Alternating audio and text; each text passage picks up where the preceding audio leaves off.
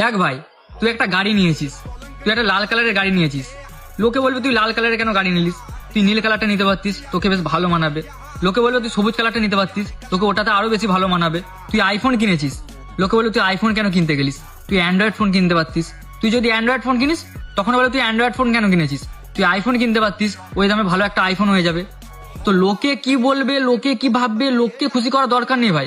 কারণ একটা কথা মাথায় রাখবি, কেউ তোকে দুবেলা দুমুঠো গালে চড় মেরেও খাইয়ে দিয়ে যাবে না, ঠিক আছে? এই জিনিসটা সবসময় মাথায় রাখবি, আর এই জিনিসটা তুই যত তাড়াতাড়ি বুঝতে পারবি তোর জীবনের জন্য ততটাই মঙ্গল, ঠিক আছে? লোককে খুশি করার দরকার নেই, খুশি করতে হলে নিজের বাবা মাকে করতে হবে, ঠিক আছে?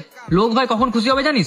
যখন তুই খেতে পাবি না, যখন তোর কাছে কোনো টাকা পয়সা থাকবে না, তোর কিছু থাকবে না, তোর কোনো দাম থাকবে না, তখন মানুষ খুশি হবে। তো ভাই খুশি করতে হলে নিজের বাবা মাকে করতে হবে, ঠিক আছে? আর কারো কথা ভাববি না, নিজে খুশি হবি, নিজের বাবা মাকে খুশি করবি।